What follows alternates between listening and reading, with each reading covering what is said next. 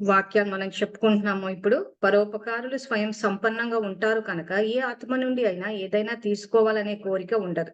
వీరు చేస్తే నేను చేస్తాను, వీరు మారితే నేను మారతాను, కొంచెం వారు మారితే కొంచెం నేను మారతాను. ఆ ఆత్మ యొక్క విషయం పరివర్తన అయితే నేను 10 విషయాల్లో పరివర్తన అవుతాను.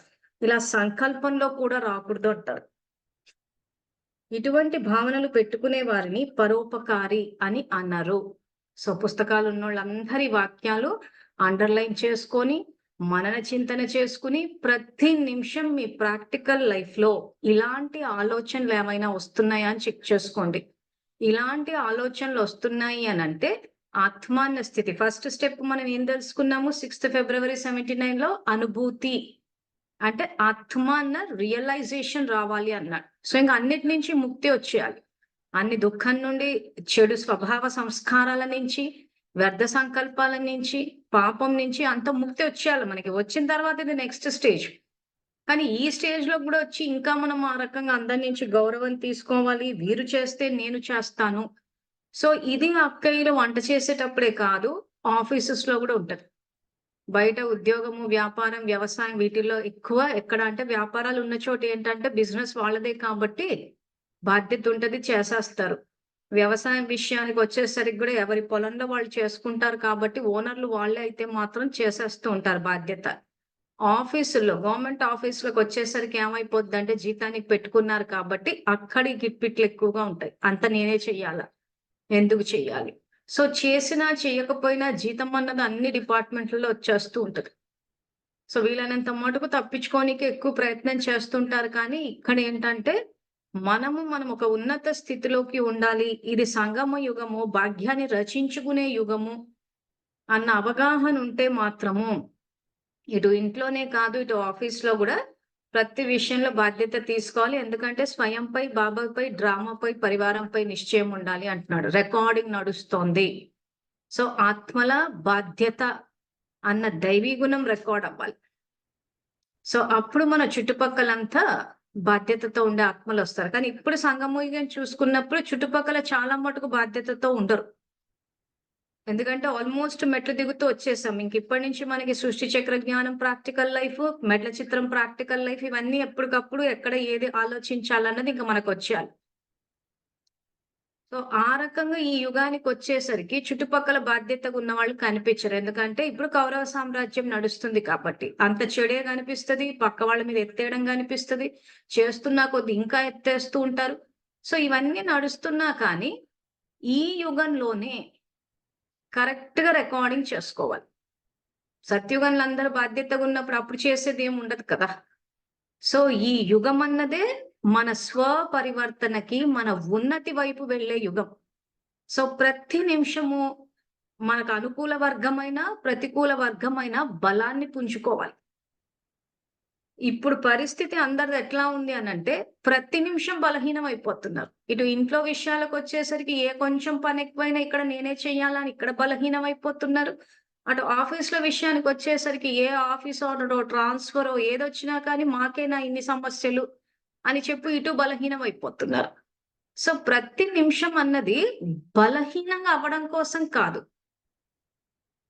బలంగా అవ్వడానికి, శక్తిశాలిగా అవ్వడానికి బాబా భాషలో చెప్పాలంటే.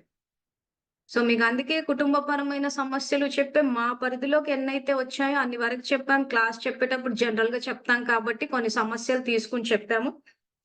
సో మురళి తెలుగులోనుంది. ఈ మాత్రం తెలుగు మీరు చదువుకోగలరు. కానీ ప్రాక్టికల్ లైఫ్ అన్నదే ఇక్కడ తెలియాలి. సో అందుకే ఇక్కడ ఆడవాళ్ళ విషయానికొచ్చేసరికి వంటని ఎగ్జాంపుల్‌గా తీసుకున్నాము. ఇంట్లో పని గురించి. ఆ తర్వాత ఈ ఆఫీస్‌ల విషయానికొచ్చేసరికి అక్కడ గూడా ఇదే వర్క్ విషయంలో ఇవే కిట్‌పిట్లు నడుస్తూ ఉంటాయి. సో ఏది ఏమైనా స్వయంపై, బాబాపై, డ్రామాపై, పరివారంపై అంతా నిశ్చయం ఏర్పరచుకుని ఈ 4 విషయాలని దృష్టిలో ఉంచుకుని పర్ఫెక్ట్ రికార్డింగ్ చేసుకోవాలి. అంటే ప్రతి నిమిషము శక్తిశాలిగా అయిపోవాలంటే ఈరోజు ఎవరైనా మనని ఏదైనా అంటే ఇప్పుడు మనం వాడే భాష ఏంటి? మన ఫీలింగ్స్ ఏంటంటే నేను హర్ట్ అయిపోయాను. సో ఇప్పుడు గనక మనము ఆత్మాన్ని అనుభూతి చెంది నెక్స్ట్ స్టేజ్‌కి పరోపకారి స్థితికి ఎట్లా వచ్చేస్తామంటే, ఈరోజు ఎవరేమన్నా కానీ నేను శక్తిశాలిగా అయిపోతాను. ఇంక నేను హర్ట్ అయిపోయానన్న మాట రాకూడదు. ఈ రోజు ఎవరైనా నింద వేసినా, స్తుతించినా కానీ ఉప్పొంగిపోయాము, పడిపోయాము. వాళ్ళలా అంటే నేను అలజడిలోకెళ్ళిపోయాను. ఆ పరిస్థితిలో నేనేం చేయాలో తెలియలేదు. తప్పంతా వాళ్ళదే. ఇదంతా సాధారణమైన ఆలోచన విధానం. సో, ఈరోజు ఎవ్వరు ఎంత వ్యతిరేకంగా ఉన్నా కానీ వాళ్ళని ఆధారంగా తీసుకొని బలాన్ని పుంజుకోవాలి.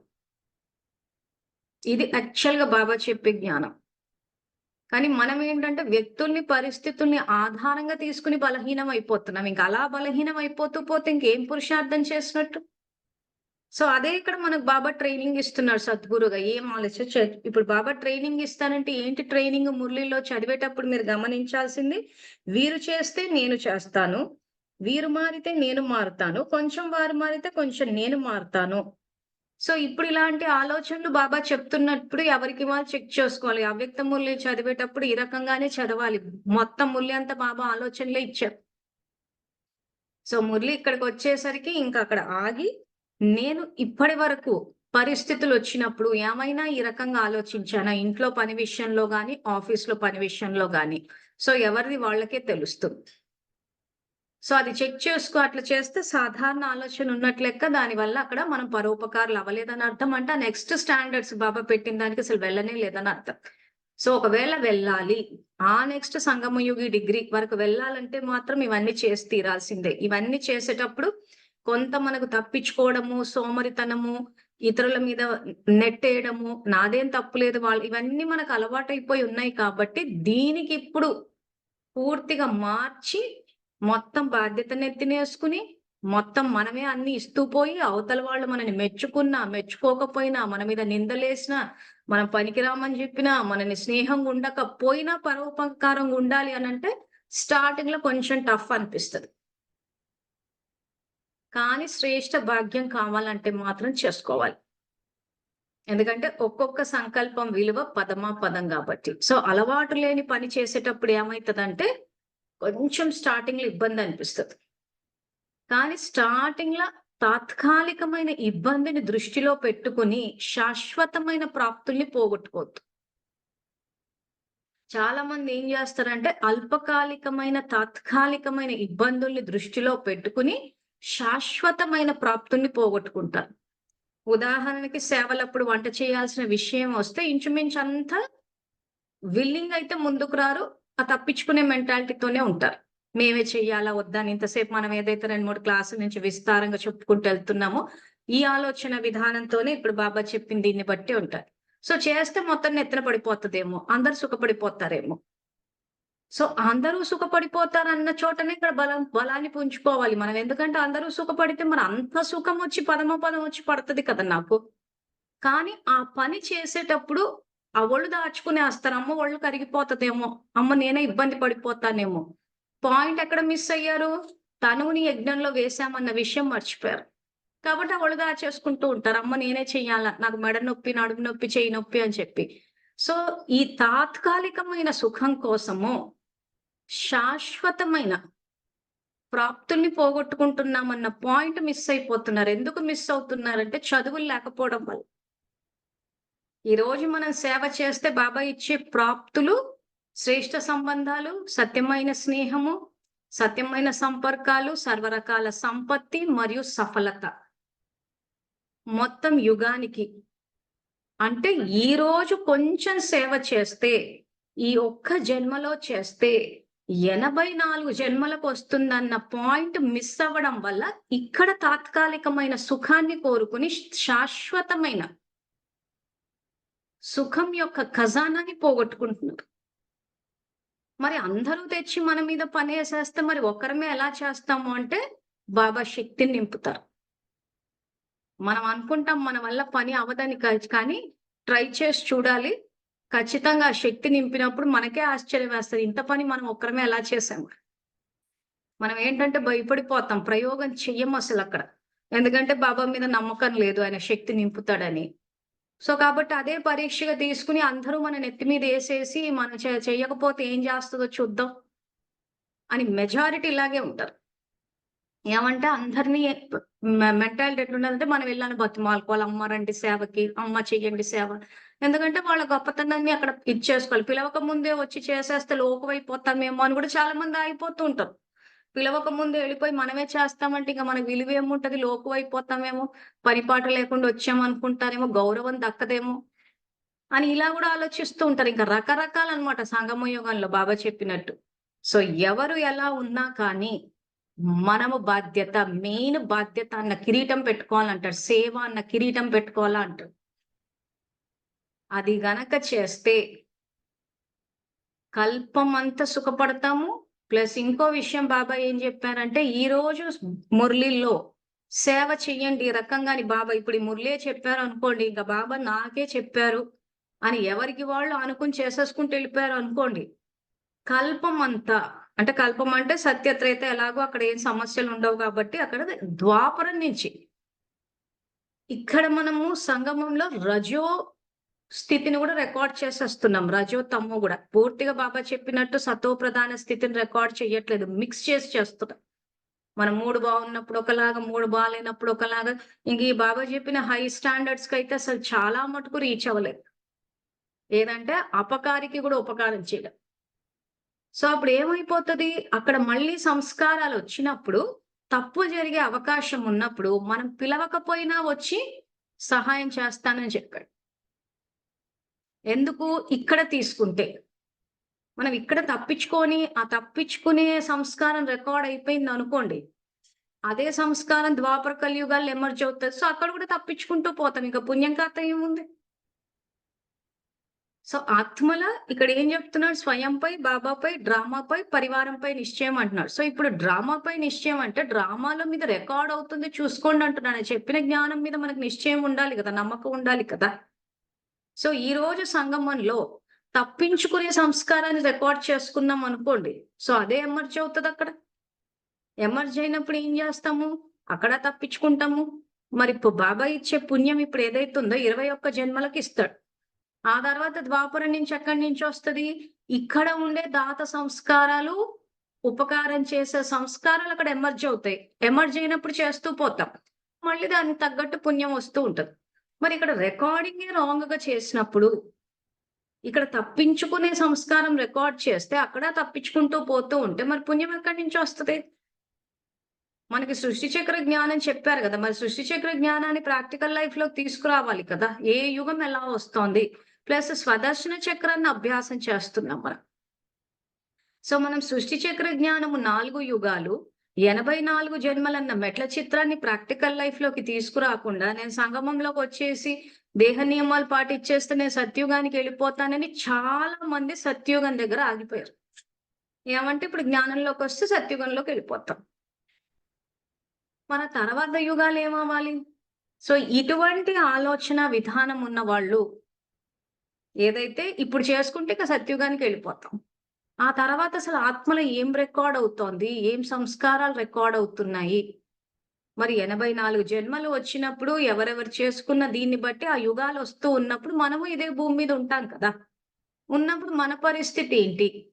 అన్న ఆలోచన విధానం అక్కడ కనిపించట్లేదు.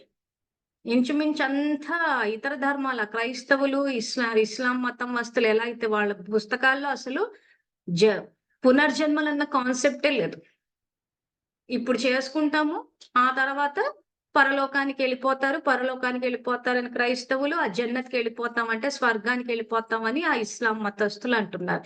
ఎక్కడి నుంచొచ్చింది ఆలోచన, విధానం అంటే ఇక్కడ ఆధారమూర్తులు ఆ రకంగా ఆలోచిస్తున్నారు. ఏమంటే బాబాను నమ్ముకున్నాము. బాబా, బాబా అని చెప్పేసి ముల్లి చదివేసుకుంటే ఎళ్ళిపోతాం సత్యుగానికి అంటున్నారు. 7 డే కోర్సులు తీసుకుంటే సత్యుగానికెళ్ళిపోతాం. ఆ తర్వాత బాబా, బాబా అనుకోమన్నారు. మేరా బాబా, మీఠా బాబా అనుకో. మరి సత్యుగానికి ఎళ్ళిపోతామన్న తర్వాత ఏం జరుగుతదంటే ఇంకెవరు మాటలేదు. ఎవరు వీళ్ళంతా అంటే ఇతర మతస్థులే. మరి స్వదర్శన చక్రాన్ని అభ్యాసం చేస్తున్నారా అంటే చేస్తున్నారు. ఎందుకంటే 108 చేయమని చెప్పారు. సో, రోజు పొద్దున్నే లేసేసి 108 సార్లు స్వదర్శన చక్రాన్ని అభ్యాసం చేసేసుకున్నాం అంటున్నారు. మరి స్వదర్శన చక్రాన్ని అభ్యాసం చేసినప్పుడు ద్వాపర యుగంలో పూజ్య దేవతా స్వరూపాలని అంటున్నాడు కదా మరాయన. మరి ఆ పూజ్య దేవతా స్వరూపాలు అవ్వాలి అనంటే దాని రికార్డింగ్ గూడా ఇక్కడే జరుగుతోందిగా. సో, ఇక్కడ జరిగేది అక్కడ రిపీట్ అవుతోంది. అంటే ఇప్పుడు మనం రికార్డ్ చేసేది. సో ఇప్పుడు చేసుకునేది 21 జన్మలకి ఇచ్చినప్పుడు, ఆ తర్వాత మనకి ఇప్పుడు ఏవైతే ఆ సంస్కారాలు ఉన్నాయో, ఆ సంస్కారాల ఆధారంగా అక్కడ గుళ్ళు తయారవుతాయి. ఆ భక్తుల యొక్క భావన అదంతా మనం ఎక్కడైతే జన్మ తీసుకొని ఉంటామో అక్కడొచ్చి మన ఖాతాలో పడుతూ ఉంటది. సో, అంటే 84 జన్మలకు సంపాదన నడుస్తున్నట్టేగా ఇప్పుడు చేసుకునే దాన్ని బట్టి. సో, కాబట్టి ఒక్కసారి సృష్టి చక్ర జ్ఞానము, ఆ తర్వాత మెట్ల చిత్ర జ్ఞానాన్ని గూడా ప్రాక్టికల్ లైఫ్‌లోకి వచ్చేటట్టు చెక్ చేసుకోండి. ఎందుకంటే చాలా మంది ఇక్కడ చేస్తే అక్కడ సత్యుగానికి ఎళ్ళిపోతాం అంతే అని క్రైస్తవులు, ఇస్లాం మతస్థుల్లాగా అసలు పునర్జన్మ కాన్సెప్ట్‌నే ఎత్తిపడేశారు. ఊరికే చెప్పడానికి బాబా 84 జన్మ అని జెప్పేసి, ఆ మెట్ల చిత్రం అన్నది 7 డే కోర్స్‌కి, మెట్ల చిత్రము, సృష్టి చక్ర జ్ఞానము, కల్పవృక్షం అన్నీ 7 డే కోర్స్‌కి పరిమితం అయిపోయింది. ఇవన్నీ యాక్చువల్‌గా ప్రాక్టికల్ లైఫ్‌లోకి రావాలి. అవి రాకపోవడం వల్ల ఏం జరిగిందంటే, ఈ రకంగా ఇతర ధర్మాలు స్టార్ట్ అయిపోయినాయి. సో, మురళీలు గూడా పూర్తిగా చదువుకోలేదు. ఒరిజినల్ అసలుకే చదవలేదు. సో, దానివల్ల ఏమైపోయింది, ఇప్పుడు రివైజ్డ్ కోర్స్ మురళికొచ్చేసరికి ఏ జన్మ ఏ రకంగా నడుస్తది. ద్వాపర యుగంలో పూజ్య దేవతా స్వరూపాలన్న కాన్సెప్ట్ అసలు మొత్తానికి ఎత్తిపోయినట్టుంది గానీ, మురళిలో చాలా విస్తారంగా చెప్పాడాయన. ద్వాపర యుగంలో పూజ్య దేవతా స్వరూపాలు ఎలా వస్తారు? ఏం పురుషార్థం చెయ్యాలి? ఏం చెక్ చేసుకోవాలి అని. సో, ఈ పుస్తకాలే చదవనప్పుడు ఏ పురుషార్థం అని చేస్తారు? సో, కాబట్టి దీనివల్ల ఏమైపోయింది? 84 జన్మల మెట్ల చిత్రం ఏదైతే ఆయన చెప్పాడో అది మొత్తం ఎత్తిపోయింది. ఏ ఆత్మల రెక్కడంలోకి రాలేదు చాలా మందికి. ఏమంటే సంగమ యుగంలో 7 డే కోర్సులు తీసుకొని నియమాలు పాటిస్తే వెళ్ళిపోతాం సత్యయుగానికి. స్ట్రెయిట్‌గా ఇతర ధర్మాల్లోకెళ్ళిపోతాం. ఎందుకంటే రికార్డింగ్‌లో ద్వాపర యుగంలోని పూజ్య దేవతా స్వరూపాలు, ఆది సనాతన దేవి దేవతా ధర్మం రికార్డ్ అవ్వాలి. క్రైస్తవ ధర్మం, ఇస్లాం ధర్మం కాదు. సో, క్రైస్తవ ధర్మం, ఇస్లాం ధర్మం రికార్డ్ అవ్వమంటే ఏంటి? బాబా శ్రీమతం నుంచి విభేదించడం. విభేదించి ఆయన చెప్పేది ఆత్మజ్ఞానం అయితే దేహ జ్ఞానాన్ని రికార్డ్ చేయడము. ఆ తర్వాత దైవీ గుణాలతోటి వ్యవహరించడము, ఆశీర్వాదాలు ఇవ్వడం చాలా డెప్త్ ఉంది కదా! ఇవి చేస్తేనే అది సనాతన ధర్మం అవుతది. ఆ ధర్మాన్నే బోధించడానికొచ్చాడు. అందుకే ఆయనను ధర్మరాజు అన్నాడు. అంటే ధర్మానికి రాజు, ధర్మాన్ని బోధిస్తాడు. కానీ ధర్మరాజు పాత్రకొచ్చేసరికి అందరేంటంటే ఆయన శిక్షలిస్తాడంట. ధర్మరాజు పాత్రలో శిక్షలిస్తాడంట. ధర్మరాజు పాత్రలో శిక్షలివ్వడం అంటే ఏంటి యాక్చువల్‌గా చట్టాన్ని అమలు చేస్తాడాయన. ఎందుకంటే వ్యతిరేకంగా ఎళ్తున్నారు కాబట్టి. సో, ఇప్పుడు దాని గురించి అంత హైలైట్ అవ్వకపోవడం ఎందుకు? ఆయన ధర్మరాజు పాత్రని ఎక్కువ హైలైట్ చేసి కూర్చున్నారు. టీచర్ పాత్ర, సద్గురువు పాత్ర ఇవి కదా హైలైట్ అవ్వాల్సింది.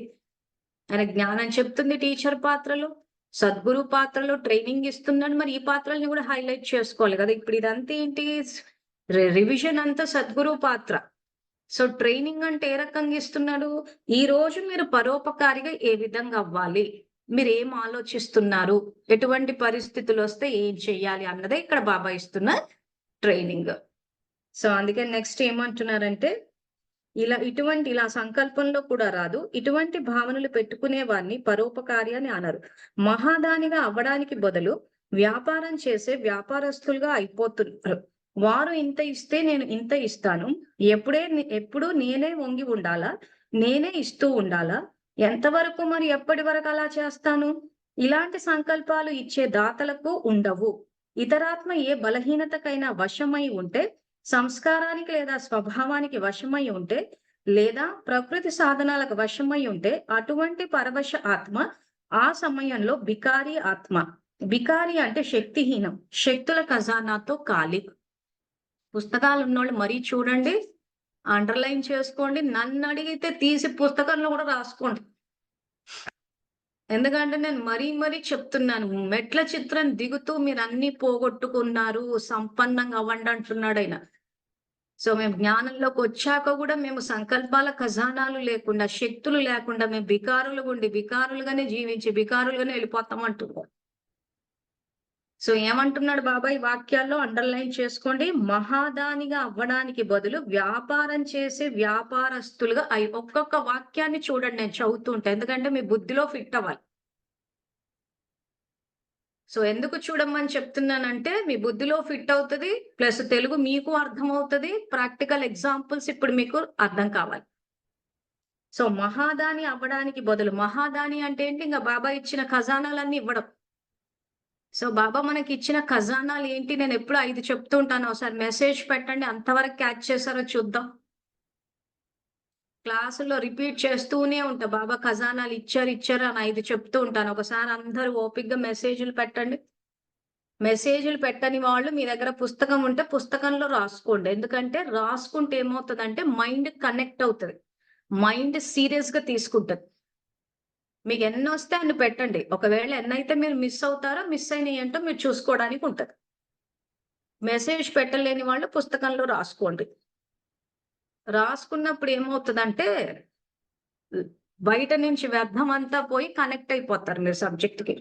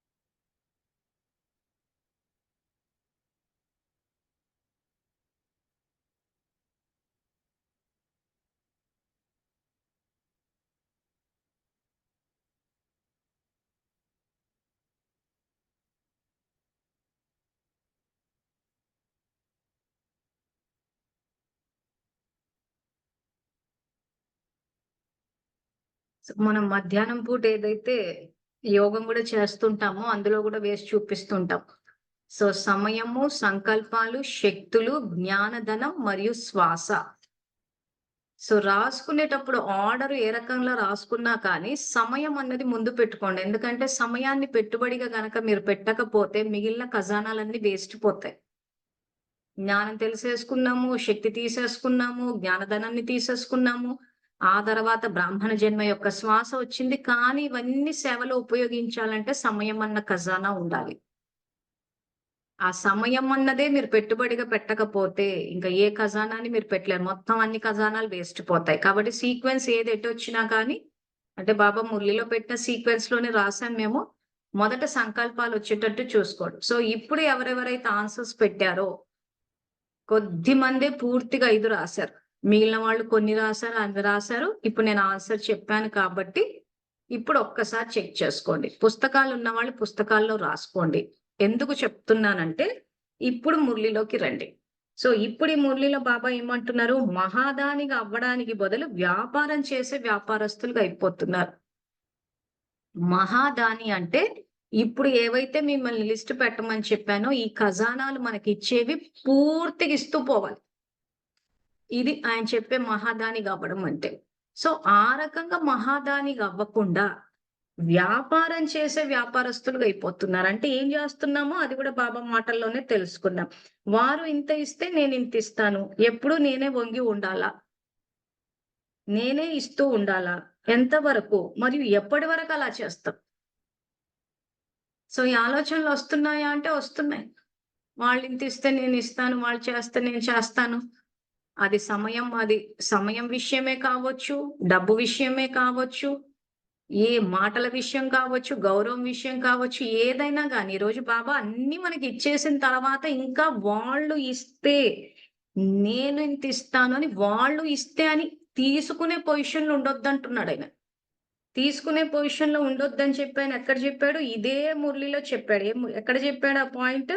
పరోపకారులు స్వయం సంపన్నంగా ఉంటారు కనుక, ఏ ఆత్మ నుండైనా ఏదైనా తీసుకోవాలనే కోరిక ఉండదు.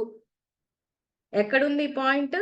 ఇదే మురళిలో ఇప్పుడు మనం చదువుకున్న ఈ బికారి అంటే శక్తిహీనం, శక్తుల ఖజానాతో ఖాళీగా అని ఎక్కడైతే అంటున్నాడో, ఆ కింది నుంచి 10వ లైన్ కింది నుంచి. సో మురళి చదివేటప్పుడు ఒక సీక్వెన్స్ లోనే చెప్తూ పోయాడు ఆయన. సో పరోపకారులు అంటే ఎవరి నుంచి ఏవి తీసుకోరు. కానీ ఇక్కడ ఏం ఆలోచిస్తున్నాము? మహాదానిగా అవ్వడానికి బదులు వ్యాపారం చేసే వ్యాపారస్తులుగా అయిపోతున్నాం. వారు ఇంత ఇస్తే నేను ఇంత ఇస్తాను. అంటే ఇంకా తీసుకునే పొజిషన్ లోనే ఉన్నాం మనం. వాళ్ళు ఇస్తే అప్పుడు ఇస్తాను. మన దగ్గర ఖజానా ఉన్నప్పుడు మనము మహాదానులకు ఇస్తూ పోవాలి కదా! మనం మహాదానులుగా ఇస్తూ పోకుండా మీరిస్తే నేనిస్తాను అంటే అది ఎంతవరకు? ఇప్పుడు ఉదాహరణకు సమయం అన్న ఖజానానే తీసుకుందాం. వాళ్ళు నాకు సమయం ఇస్తే నేను వాళ్ళకి కేటాయిస్తా. వాళ్ళు ఫోన్ ఎత్తకపోతే నేనెందుకు ఎత్తాలంటే నేను సమయాన్ని కేటాయించను. ఖజానా ఇచ్చేసాడు గదా ఆయన మనకి. మళ్ళీ ఇంకా ఇస్తే నేనిస్తాను. ఎప్పుడు నేనే వంగి ఉండాలా? అంటే ప్రతిసారి నేనే తగ్గాలా? ఇప్పుడు ఇందాక ఎగ్జాంపుల్ ఇచ్చాం గదా! అక్కయ్యలు వంట చేసేటప్పుడు ఆఫీస్‌లో పనులున్నప్పుడు. అంటే ప్రతిసారి నేనే తగ్గాలా? నేనే వంగాల. నేనే ఇస్తూ ఉండాలా? ఎంతవరకు మరియు ఎప్పటి వరకు? నేనే ఇస్తూ ఉండాలా అనంటే యుగమే ఇచ్చే యుగము. మన జీవితం సంపన్నంగా అవ్వాలి అంటే దాని సీక్రెటే అది ఇవ్వడం. సో నేనే ఇస్తూ ఉండాలా? ఎంతవరకు మరియు ఎప్పటి వరకు ఇలా చేస్తాను? ఇలాంటి సంకల్పాలు ఇచ్చే దాతలకు ఉండవు. అంటే శివబాబా సమానంగా నిష్కామ సేవకులు ఏది ఆశించకుండా ఉండాలి. స్టాండర్డ్స్ చూసారా ఎలా ఉన్నాయో? ఇవన్నీ మన చెకింగ్ పాయింట్స్. ఇదే సద్గురువుగా బాబా మనకిస్తున్న ట్రైనింగ్. ఏ రకంగా ఆలోచించాలి? ఏ పరిస్థితులు ఎలా ఉండాలి అని. సో, ఈ సంకల్పాలన్నీ అండర్‌లైన్ చేసుకోవడమో, రాసుకోవడమో చేసి మనన చింతన చేసి, మీరేమైనా ఈ రకంగా ఆలోచిస్తున్నారా లేదా చెక్ చేసుకోవాలి. ఇంతవరకు ఏమైనా ఆలోచించుంటే ఇంకిప్పుడు ఫుల్ స్టాప్. సో, రికార్డ్ మరి ఇంతవరకు కాలం అలాంటివన్నీ ఆలోచించారంటే మరి ఆత్మల రికార్డింగ్ జరిగిపోయింది కదా! సో, ఇప్పుడు మళ్ళీ దాన్ని స్ట్రాంగ్‌గా సంస్కారాలు మారుస్తూ పోయి ఓవర్ రైట్ చేయాలి ఆత్మలో రికార్డింగ్‌ని. ఆత్మ ఒక సీడీ లాంటిది. సో, ఆల్రెడీ ఇంతవరకు ఏం చేశారు? వాళ్ళు చేస్తే నేను చేస్తాను, వాళ్ళిస్తే నేనిస్తాను అని చెప్పి ఈ రకంగా మనం వ్యాపారాలు చేసుకుంటూ పోయాం గానీ, మహాదాని సంస్కారం రికార్డ్ అవ్వలేదనుకోండి. రికార్డ్ అయ్యుంటే ఓకే. ఫైన్. సో, వాళ్ళ కోసం కాదు. రికార్డ్ కాని వాళ్ళు. ఇప్పుడు చేస్తూ పోవాలి. అంటే ఇంతవరకు ఏదైతే వ్యాపార ధోరణి రికార్డ్ అయ్యిందో ఆత్మల దాన్ని మొత్తం ఓవర్ రైట్ చేయాలి. చేసి ఇంకా ఎక్కువ చేయాల్సొస్తది.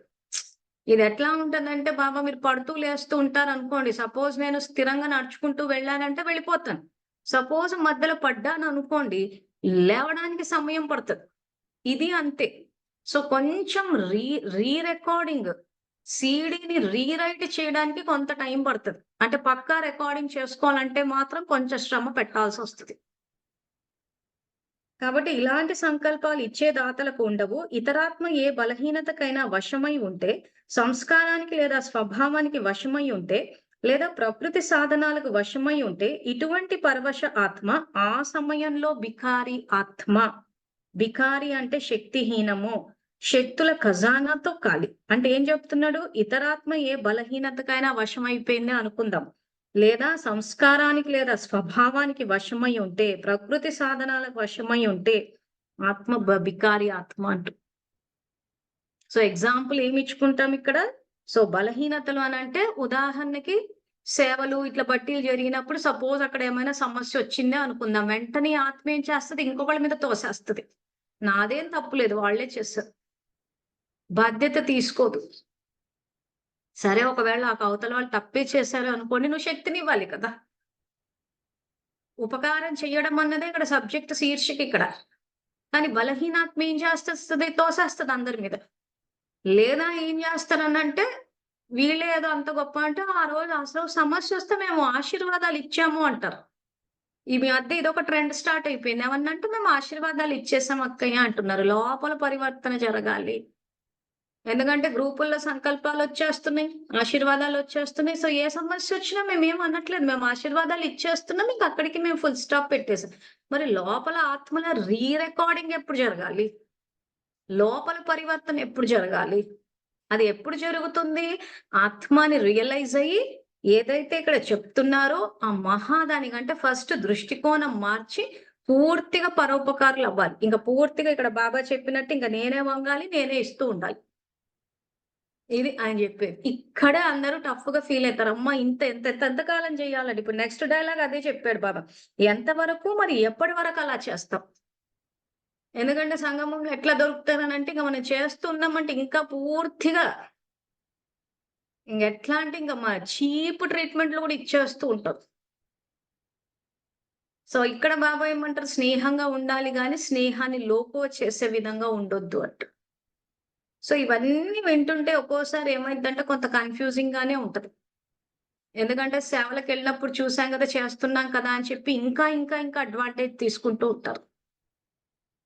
ఇంకా కొత్త కొత్త డిమాండ్‌లతోటి గూడా వస్తూ ఉంటారు. మరప్పుడు బాబా చెప్పినట్టు ఇంక వంగుతూనే పోవాలా? ఇస్తూనే పోతూ ఉండాలా? మరి అటువంటి వాళ్ళని ఎంకరేజ్ చెయ్యాలా? వద్దా? ఏంటా? అని చాలా ప్రశ్నలొస్తాయి. సో, ఉత్తమమైన విషయం ఏంటంటే బాబానడిగి సలహా తీసుకొని చేసేయడం బెటర్. ఎందుకు అనంటే ఏది రైటా? రాంగా? అన్నది ఇప్పుడిక్కడ జూస్తుంటే ఇప్పుడు నేనిస్తే ఇప్పుడు ఈ వాక్యం ఎప్పుడూ నేనే వంగి ఉండాలా? నేనే ఇస్తూ ఉండాలా? ఎంతవరకు ఎప్పటి వరకు అనంటే సేవలకెళ్ళినప్పుడు సేవాధాన్ చూసాం గదా! చేస్తున్నాం కదా! అని చెప్పి, ఇస్తున్నాం కదా! అని చెప్పి ఈ కొత్త డిమాండ్స్ ఉదాహరణకి శ్రీశైలంలో కర్నూలు సైడ్ సేవలు పెట్టాం. పుస్తకాలు. అప్పుడు నేను ఆ పుస్తకం రాసాను కదా! భగవంతుని యందు ప్రేమ గౌరవం అని చెప్పి. ఆ పుస్తకం పంచడానికని సేవాధానులు రమ్మని చెప్పారు. సో, కర్నూలు నుంచి అందరం కలిసి ఎళ్ళిపోదాము. సో, ఆలూరులో అన్నయ్యలు మీరు అక్కడి నుంచి వచ్చేసేయండి. కర్నూలు నుంచి వెహికల్స్ పెడతానని చెప్పారు. అనగానే లేదు కర్నూలు నుంచి కాదు మా ఇంటి నుంచి పెట్టాలి అన్నారు. ఇది డిమాండ్. నిజంగా చెప్పాలంటే ఆలూరు వాళ్ళు ఎక్కడికెళ్ళాలన్నా బస్సుల్లో ఎళ్ళిపోతాం. ఇప్పుడు మనం సేవలు పెట్టేసరికి ఏంటంటే కారు మా ఇంటికి రావాలి. మేము కర్నూలు నుంచి ఎక్కం. మేము కారు మా ఇంటికొస్తే ఎక్కుతాం. మరి ఇటువంటి సందర్భంలో మరిప్పుడు ఈ వాక్యాలు చూస్తే మీరే వంగాలా అంటాడు, మీరే చెయ్యాలా అంటాడు, మహాదాని అయిపోవాలంటాడు. ఇప్పుడు ఇటువంటి పరిస్థితులొస్తే ఏం జేయాలా అనిపిస్తది. ఎందుకంటే పుస్తకం నేను రాసేసరికి అక్కడ అందరూ బాబాని పక్కన చెరిపేశారు. మంజులక్కే రాసిన పుస్తకం. సో, ఆమె పుస్తకం ఆమె పంచిపిచ్చుకుంటుంది గాబట్టి, ఆమె మాకన్నీ అరేంజ్ చేసొస్తే మేమప్పుడొస్తాం. సో, నేను హైదరాబాద్ నుంచొస్తాను. కర్నూలుకి మీరు రండి. అక్కడి నుంచి అందరం వెహికల్స్ వెళ్ళిపోద్దాం అంటే, లేదు మా ఇంటికి రావాలి వెహికల్. మా ఇంటికొస్తే వస్తాం మేము.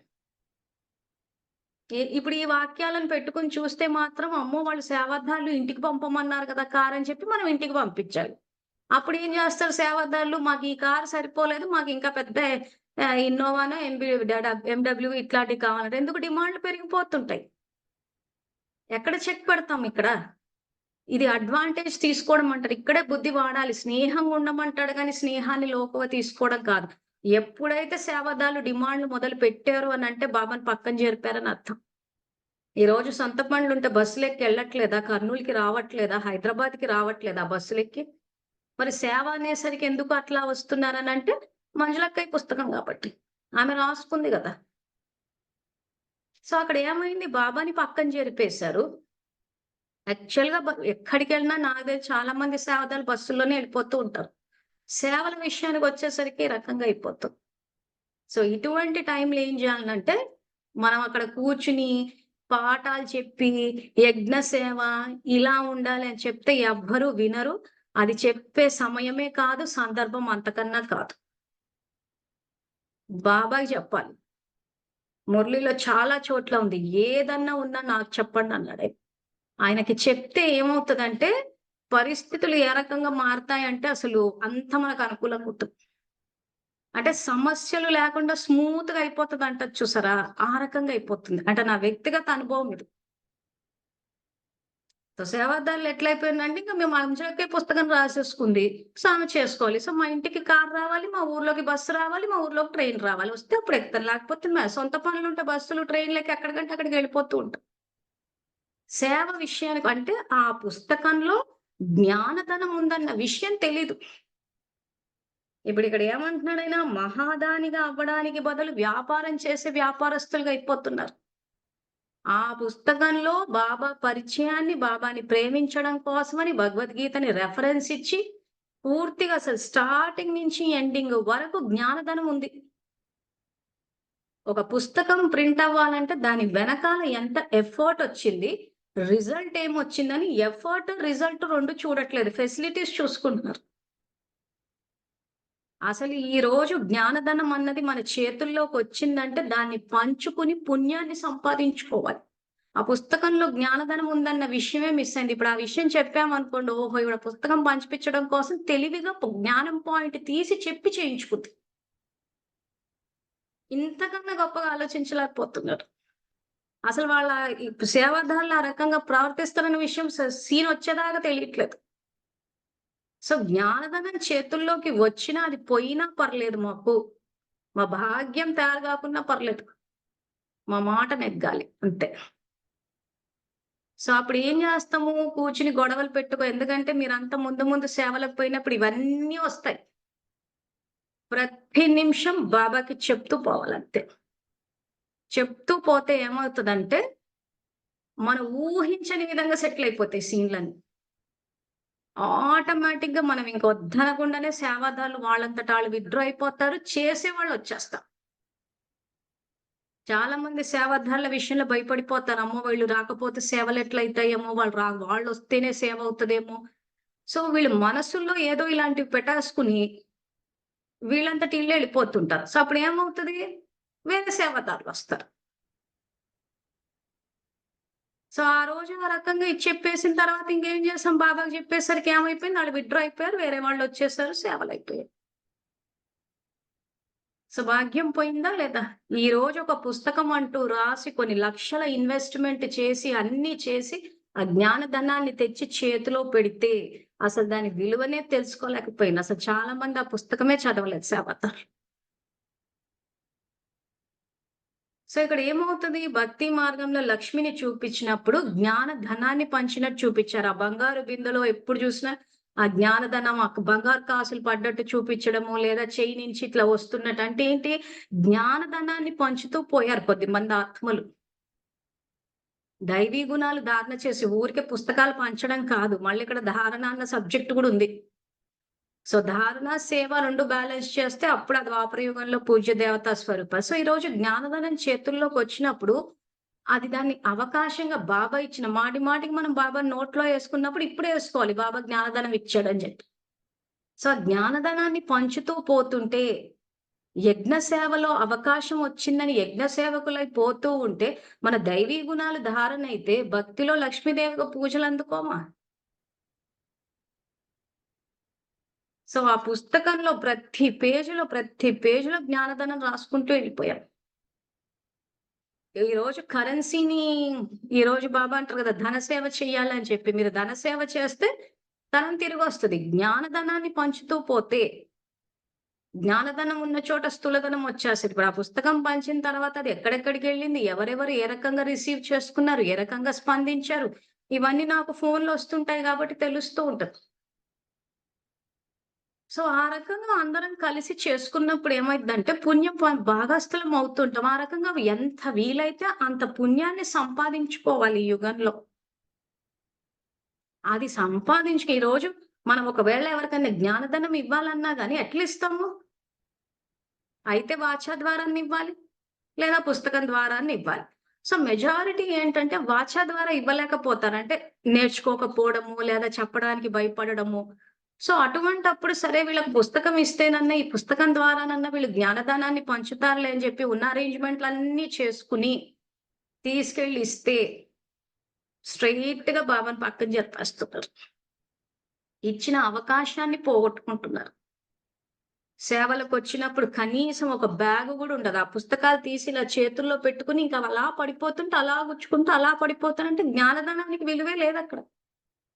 అలా పడిపోతూ ఉంటాయి. మళ్ళీ మళ్ళీ తీసి ఏరుకుంటూ ఉంటారు. ఎన్ని జాగ్రత్తలసలు మన కరెన్సీ నోట్లయితే అట్లాగే పడేస్తామా? మరి జ్ఞానధనాన్ని ఎందుకు ఆ పుస్తకాలను అట్లా పడేస్తున్నారు మరి? ఎందుకు బ్యాగులు తెచ్చుకోవట్లేదు అనంటే శ్రద్ధ లేదంతే. విలువ తెలుసుకోలేదు దాన్ని. పుస్తకాలు బయట వర్షంలో ఉంటే తడిచిపోతాయి అనంటే గూడా ఉండనివ్వండి. ఏమవుతది? ఎందుకంటే జ్ఞానధనం అన్న విషయమే తెలియట్లేదక్కడ. మన దగ్గరుండే ఏ రూ. 100, రూ. 1000 అవి జాగ్రత్త చేసేసుకుంటున్నారు. అది కరెన్సీ నోట్లు అవి విలువ అనుకుంటున్నారు గానీ, బాబా ఇచ్చే జ్ఞానధనం ఏదైతే ఉందో, అది పంచుతూ పోతే పదమాపదమొచ్చి దానికొక స్మృతి చిహ్నంగా లక్ష్మీదేవికే పూజ జరుగుతోందక్కడ. ఆ అవకాశం ఎంతో మంది సేవదారులకు వచ్చింది. ఆ పుస్తకాలు ఇచ్చి పంచండి అంటే పోగొట్టేసుకున్నారు. ధారణ అన్న స్థితిని మెయింటైన్ చేయలేకపోయారు. ఆ లక్షమందు లక్ష్మీదేవి అంటే ఏంటి? లక్షమందు స్థిరంగా ఉండి ముందుకెళ్తారు. జ్ఞానధనాన్ని పంచుకుంటూ వెళ్తారు. ఇంక ఇస్తూ ఉంటారంతే ఇంక జ్ఞానధనాన్ని. సో, అవకాశం అన్ని అరేంజ్‌మెంట్స్ చేసి, రెడీ చేసి పెట్టి, ఇదిగో పుణ్యం సంపాదించుకోండి అనంటే, ఇదిగో ఇప్పుడు బాబా చెప్పినయి ఏవైతే ఉన్నాయో, ఈ స్టేట్‌మెంట్‌లు ఇచ్చుకుని ఏమైపోయారంటే, ఆత్మలు పరవశం అయిపోయారు. పరవశం అయిపోయి, ఆ నిమిషానికి సాధనాలకు వశం అయిపోయారు. ప్రకృతి సాధన అంటే ఇదే కంఫర్ట్స్. మాకు కారు కావాలి, మాకది కావాలి, మాకిది పెట్టాలి, మాకు ఊర్లోకి రావాలి, ట్రైను, బస్సు అది. బాబా యజ్ఞ సేవ అంటేనే ఈ కండిషన్స్ అన్నీ అప్లై అవుతున్నాయి. సొంత వ్యక్తిగత విషయాలకొచ్చేసరికి మాత్రం ఏ కండిషన్స్ అప్లై అవ్వట్లేదు. బస్సుల్లో పడి, ట్రైన్‌లలో పడి, జనరల్ కంపార్ట్‌మెంట్‌లలో పడి, నానా తంటాలు పడి వెళ్ళిపోతూ ఉంటారు. అంటే ఏంటి? సేవ, యజ్ఞ సేవ అన్న దగ్గరే ప్రకృతి సాధనాలకు వశమైపోతున్నారు. బలహీనతలకు వశమైపోతున్నారు. మా గౌరవం దక్కలేదన్న ఆ బలహీనతకు వశమైపోతున్నారు. సో, అప్పుడేమైపోతుంది? ఆ పరవశ ఆత్మ ఆ సమయంలో బికారి ఆత్మ. బికారి అంటే శక్తిహీనము, శక్తుల ఖజానాలతో ఖాళీ అంటున్నాడు. సో, అప్పుడు ఇలాంటి వాళ్ళతో అంటే ఇది ఇప్పుడు మనం చెకింగ్ చేసుకోవాలి. మనం మహాదాని అయ్యామా? వ్యాపారస్తులం అయ్యామా? సో, వ్యాపారస్తులంటే సేవ అనగానే కండిషన్స్ పెట్టేస్తారు. ఇప్పుడు నేనిచ్చింది ఒక ఎగ్జాంపులే గాని, ఇలా చెప్తూ పోతే చాలా ఎగ్జాంపుల్స్ ఉంటాయి. మెజారిటీ వ్యాపారస్తుల టైపే ఉంటాం. మాకిదిస్తే అదిస్తాం. మాకిది అనుకూలంగా ఉంటే మేమొస్తాం. అంటే కండిషన్స్. ఆ కండిషన్స్ ఫుల్‌ఫిల్ అయితేనే మేమొస్తాం. పూర్తిగా కండిషన్స్ తీసేసి అంటే ఇంక బాబా ఏ కండిషన్స్ అన్‌కండిషనల్‌లో నిష్కామ సేవకుడంట ఆ స్థితిలోకైతే రావట్లేదు. అది వస్తేనే ఆ సంగమయుగి డిగ్రీ అంటున్నాడాయన. సో, ఇవన్నీ ఏంటంటే మనకి చెకింగ్ పాయింట్స్. సో, ఇలా ఉన్నప్పుడు నెక్స్ట్ ఏం చేయాలన్నది చూద్దాం. మహాదాని అయిన వారు బికారి నుండి ఒక్క పైసా కూడా తీసుకోవాలనే కోరిక పెట్టుకోరు. వీరు మారాలి, లేదా వీరు ఇది చేస్తే, లేదా వీరు కొంచెం సంయోగం ఇస్తే, అడుగు ముందుకు వేస్తే, ఇలాంటి సంకల్పాలు లేదా సహయోగం యొక్క భావన పరవశ శక్తిహీన బికారి ఆత్మలతో ఏమి కోరిక పెట్టుకుంటారు? కొంచెం తీసుకుని కొంచెం ఇచ్చేవారిని పరోపకారి అని అనరు. సో, ఇవే అన్నమాట కండిషన్స్. మీరు అది పెడితే మేము ఇది ఇస్తాం. మేము ఇది చేస్తే అది చేస్తాం. మాకు గౌరవం ఇస్తే మేమొస్తాం. మా మాట నెగ్గితే వస్తాం. మేము చెప్పినట్టు జరిగితేనే మేమొస్తాం. ఇలా పుస్తకాలు పడిపోతున్నాయమ్మ జాగ్రత్త అనంటే అదిగో మమ్మల్ని ఇంత మాట అనేసింది. మేము జాగ్రత్తగానే పెట్టుకున్నాం. మేమేం కావాల్సుకొని పడేసినామా? పడిపోయినాయి. జ్ఞానధనం పడిపోతుంటే నీ భాగ్యం పడిపోయిందన్న విషయం గమనించాలి గదక్కడ. ఇప్పుడు ఆయన ఇస్తున్న పోస్ట్ ఏంటక్కడ విశ్వమహారాజు 108 800,00,00,000 జనాభాలో ఆయన సెలెక్ట్ చేస్తున్నాడంటే, కనీసం పుస్తకాన్ని గూడా పట్టుకోలేని వాళ్ళు విశ్వాన్ని ఏం పట్టుకుంటారు? కనీసం జ్ఞానధనం అన్న విషయాన్ని గమనించకుండా మన చేతులున్న ఒక 100 పుస్తకాల బాధ్యతనే తీసుకోలేకపోతే విశ్వంలోని 800,00,00,000 జనాభా బాధ్యత ఏం తీసుకుంటాము? ఈరోజు మన చేతికి వచ్చినప్పుడు కరెన్సీ నోట్లను ఎంత జాగ్రత్తగా పెట్టుకుంటున్నామో, జ్ఞానధనాన్ని గూడా అంతే జాగ్రత్తగా బాబా ఇచ్చిన ఖజానా ఇది అని అనుకుని తీర్చేసాము. సో, మరి ఆ సంస్కారాలే లేనప్పుడు ఆయన ఏ బేసిస్ మీద సెలెక్ట్ చేయాలి మనని ఆ సింహాసనం మీద కూర్చోబెట్టడానికి? సో, ఇదేదో పుస్తకాలు కాగితం మీద ఏదో మ్యాటర్ ప్రింట్ అయింది అనుకుంటున్నారు. అది పుస్తకం కింద చూస్తున్నారే తప్పితే జ్ఞానధనం కింద చూసుకోవట్లేదు. ఎందుకంటే ఎంతోమంది ఆ పుస్తకం చదివి ఎంతో పరివర్తన చెందారు. ఎంతోమంది అరే భగవద్గీత సారాంశం వచ్చిందంటే ఆత్మ నుంచి మొదలై ప్రకృతి, భగవంతుని అవతరణ, ప్రకృతి ఏ రకంగా స్పందిస్తది, భగవద్గీతలో ఎక్కడ చెప్పాడాయన వస్తానని చెప్పి, కార్మిక్ ఫిలాసఫీ, రాజయోగము అన్నీ కవర్ అయిపోయినాయి. సో, అది చదివి ఎంతోమంది ఆయనని సరియైన ఈరోజు పరమాత్మ యొక్క పరిచయాన్ని ఇవ్వమంటున్నారు. ఆ పరిచయాన్ని ఇచ్చామందులో. ఆ పరిచయంతో పాటు ఆయన ఇచ్చే జ్ఞానం అసలు ఏంటి అన్న విషయాన్ని బ్రీఫ్‌గా రాసాం. ఏదో ఊరికే పాంప్లెట్లు పంచేసి ఆయన వచ్చేసాడని చెప్పేసి భగవంతుడు వచ్చేసాడంట అని చెప్పడం కాదు. వచ్చి ఏం చేస్తాడని రాసాం ఆ పుస్తకంలో. ఎక్కడ వస్తాడని చెప్పి రాసారు. ఆత్మ ఎందుకొస్తోంది? ఏం ఆలోచిస్తుంది? ఏ రకంగా పరివర్తన అవుతదన్నది పుస్తకం చూడ్డానికి చిన్నగుంది గానీ ఇంచుమించు మ్యాటర్ అంతా కవర్ చేసేసాం అందులో. సో మరి అటువంటి జ్ఞానధనాన్ని ఆ రకంగా పడేస్తూ, తీస్తూ, అటు చేసి, ఇటు చేసి, అసలు దాని వెనకున్న ఎఫర్ట్, ఆ రిజల్ట్ ఇవి ఏమి ఈ రోజు మనం చూసుకోవట్లేదు అనంటే, మన సంస్కారం ఏం రికార్డ్ అయిందా అన్నది చెక్ చేసుకోవాలి ఇక్కడ. తర్వాత నెక్స్ట్ ఇదిగో మళ్ళీ ఇక్కడ కూడా బాబా సంకల్పాలు ఇచ్చారు. ఇవి కూడా అందరూ చెక్ చేసుకోవాలి. తర్వాత పరోపకారి అంటే బికారిని సంపన్నం చేసేవారు, అపకారికి ఉపకారం చేసేవారు, నిందించే వారిని దగ్గరికి తీసుకునేవారు. పరోపకారులు తమ శుభ భావనతో, స్నేహంతో, శక్తితో, మధుర మాటలతో, ఉత్సాహ ఉల్లాసాల సంయోగంతో బలహీన ఆత్మను శక్తివంతులుగా తయారు చేస్తారంటే బికారిని చక్రవర్తి చేస్తారు. అంటే ఎంత సంయోగం ఇవ్వాలో చూడండి. సో ఇక్కడ ఏమంటున్నారు, పరోపకారి అంటే బికారిని సంపన్నం చేసేవారు. సో బికారులు అంటే ఏంటి, ఇక్కడ మహాదానులు అవ్వలేదు, ఖజానాలు లేవు, ఇచ్చి మహాదానులు అవ్వట్లేదు, బికారులు. బికారి అంటే అర్థం ఏంటన్నది పైన పారాలో చెప్పారు బాబా. అపకారికి ఉపకారం చేసేవారు, ఇది నోట్ చేసుకోవాల్సిన పాయింట్. ఎందుకంటే ఉపకారికి ఉపకారం ఎలాగో చేస్తాం, రాజకుటుంబాల్లోకి కాదది, ప్రజల్లోకి వస్తారు. పూర్తిగా ఉపకారం చెయ్యడానికి వచ్చిన వాళ్ళకు కూడా అపకారం చేసేస్తూ ఉంటారు. ఇంకా పూర్తిగా లో స్టాండర్డ్స్. ఎక్కువ మటుకు ఏంటంటే ఉపకారం చేయడానికి వచ్చిన వాళ్ళకి అపకారం చేయడము, లేదా ఉపకారికి ఉపకారం చేసే వాళ్ళ వరకు మాక్సిమం కవర్ అయిపోతారు. కానీ ఇక్కడ బాబా పెట్టిన స్టాండర్డ్ ఏంటి, అపకారికి ఉపకారం చేసేవారు. అంటే మనకు చెడు చేసినా కానీ వాళ్ళకి శక్తినివ్వాలి, ఏమేం చెయ్యాలా అని చెప్పి పరోపకారి యొక్క పరిభాషని ఏదైతే చెప్పాడో ఈ సెకండ్ పారాగ్రాఫ్ మొత్తం ఇవన్నీ ప్రాక్టికల్ లైఫ్ లోకి తీసుకొచ్చేసాడు. ఆ తీసుకొస్తే అప్పుడు ఈ స్టాండర్డ్స్ రీచ్ అవుతాం. అపకారికి ఉపకారం చేసేవారు, నిందించే వారిని దగ్గరికి తీసుకునేవారు. పరోపకారులు తమ శుభ భావనతో, స్నేహంతో, శక్తితో, మధుర మాటతో, ఉత్సాహ ఉల్లాసాల యొక్క సహయోగంతో బలహీన ఆత్మను శక్తివంతులుగా తయారు చేస్తారు. అంటే బికారిని చక్రవర్తి చేస్తారు. సో ఏ రకంగా చేస్తారు, జ్ఞాన యోగాల ద్వారానే చేస్తారు. తో మన సంబంధ సంప్రదింపుల్లో ఎంతో మంది వస్తూ ఉంటారు. మరి అటువంటి శక్తిహీన ఆత్మల్ని మరి బికారిగా చక్రవర్తిగా ఏ రకంగా చేస్తారన్నది మరి రేపటి క్లాస్ లో ఎగ్జాంపుల్స్ తోటి చెప్తాను. సో ప్రస్తుతానికి మాత్రం తర్వాత వాక్యాలు చదివేస్తాను. పరోపకారులు త్రికాలదర్శిగా ఉంటారు కనుక ప్రతి ఆత్మ యొక్క సంపూర్ణ సహయోగాన్ని ఎదురుగా ఉంచుకుని ప్రతి ఆత్మ యొక్క బలహీనతను పరిశీలించి ఆ బలహీనతను స్వయంలో ధారణ చేయరు, కానీ ఆత్మ యొక్క బలహీనత అనే ముళ్ళుని కళ్యాణకారి స్వరూపంతో సమాప్తి చేస్తారు. ముళ్ళుకి బదులు ముళ్ళుని కూడా పువ్వుగా చేస్తారు. సో ఇప్పుడు ఈ వాక్యాలు ఏమంటున్నాడైనా, బలహీనతను పరిశీలించి వాళ్ళకి సంయోగం ఇవ్వమంటున్నాడు. ఆత్మ యొక్క బలహీనత అనే ముళ్ళుని కళ్యాణకారి స్వరూపంతో సమాప్తి చెయ్యండి అంటున్నాడు. అదే మనం ఇప్పుడు కంపేర్ చేసి చదవాలనుకున్నప్పుడు ఈ 6th February 1977 మురళిలు ఏం చెప్పాడు బాబా, ఇప్పుడు ఈ మురళి తీయండి. అందుకే నేను 3 మురళిలు ముందు పెట్టుకోమని చెప్పడానికి కారణం అదే. సో ఇప్పుడు ఈ అనుభూతి ద్వారా ముక్తి అన్న దాంట్లో బాబా ఏం చెప్పారు,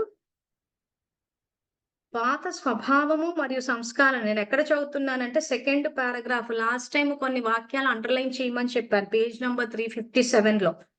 సో ఇక్కడ పాత స్వభావం ఏ పారాగ్రాఫ్ చదువుతున్నానంటే బాబ్దాదా శ్రేష్టాత్మ సదా శ్రేష్ఠ దృష్టితో చూస్తారు, ఆ పారాగ్రాఫ్ చదువుతున్నాను. సో ఆ పారాగ్రాఫ్ లో 4వ వాక్యంలో పాత స్వభావం మరియు సంస్కారాలను దృఢ సంకల్ప రూపి ఆహుతితో సమాప్తి చేయండి, ఇతరుల బలహీనతలను అనుసరించకండి, అవగుణాలను ధారణ చేసే బుద్ధిని వినాశనం చేయండి, దివ్య గుణాలను ధారణ చేసే సత్వప్రధాన బుద్ధిని ధారణ చేయండి, అధికారి మరియు సత్కారి రెండిటి సమానతను ఉంచుకోండి, ఇతరుల బలహీనతలు విస్తారం చేయకండి మరియు మీ బలహీనతను దాచకండి. సో ఈ మురళిని ఏం చెప్తున్నారు, ఇతరుల బలహీనతలు చూడకండి అంటున్నాడు, ఇతరుల అవగుణాలు చూడకండి అంటున్నాడు. అదే బాబా ఈ మురళిలో ఏం చెప్తున్నాడు, పరిశీలించి సమాప్తి చెయ్యండి అంటున్నాడు. రాబోయే మురళిలో ఏం చెప్తాడంటే శంకరుడి పాత్రలో శక్తి రూపంలో పూర్తిగా విరాట్ రూపానికి రమ్మని చెప్తాడు. సో ఒకటే బాబా ఇన్ని మురళిల్లో 3 శ్రీమతాలు ఇచ్చాను అంటే ఎవరికి ఇచ్చినట్టు, ఏ సందర్భంలో ఇచ్చినట్టు అన్నదే ఇక్కడ మనకు అర్థం కావాలి. ఎందుకంటే జ్ఞానం ఏ రకంగా బయటకు వచ్చిందంటే బిట్లుగా ముక్కలు ముక్కలుగా వచ్చేసింది. అవగుణాలు చూడకండి, బలహీనతల్ని ఆలోచించకండి, విస్తారం చేయకండి, ఇంతవరకు వచ్చింది. ఈ మురళి బయటికి రాలే. ఇక విరాట రూపంగా ఏకంగా వినాశనమే చేసేసేయండి. అసలు స్నేహంగా ఉండకండి, ముడుచుకోండి అన్న మురళి అయితే ఇంక అసలు పూర్తిగా ఎక్కడో అట్టడుగుకి వెళ్ళిపోయింది. అసలు అది ఉందన్న విషయం కూడా ఎవరికీ తెలీదు. అందుకే ఈ 3 మురళిలు పక్కన పెట్టి చదవమని చెప్పింది అందుకే.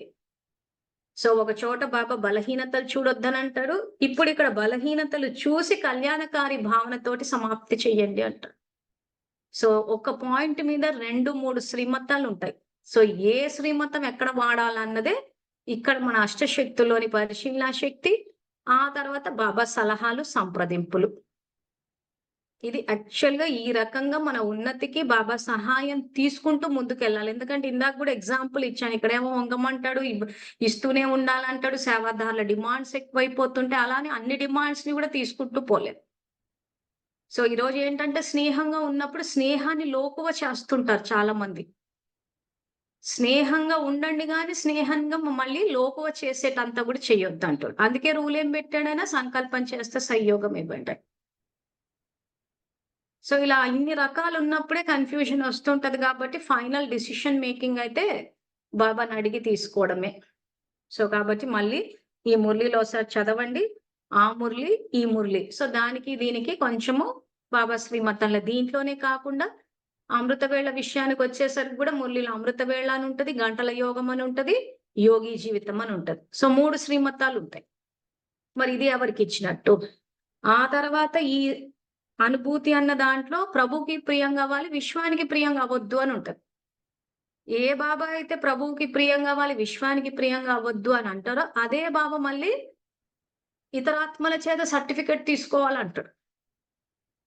ఓ పక్క విశ్వానికి ప్రియంగా అవ్వద్దు అంటున్నారు. బాబా చెప్పే శ్రీమతమే పాటించాలంటున్నారు. సో, సంబంధ సంప్రదింపుల్లోకొచ్చినప్పుడు పరివారం చెప్పే మాట వినకపోతే మరి పరివారం సర్టిఫికేట్ ఇవ్వదు.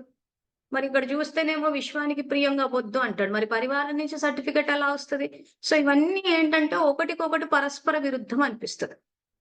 సో, వీటికి సంబంధించిన అన్ని సమాధానాలు ప్రాక్టికల్ ఎగ్జాంపుల్స్‌తో పాటు ఓసారి మురళి మళ్ళీ చదివి పెట్టుకోండి. మళ్ళీ రేపు రాత్రి క్లాస్‌లో ప్రాక్టికల్ ఎగ్జాంపుల్స్ తోటి చెప్తాను. సో, అంతవరకు థాంక్ యూ. Om Shanti.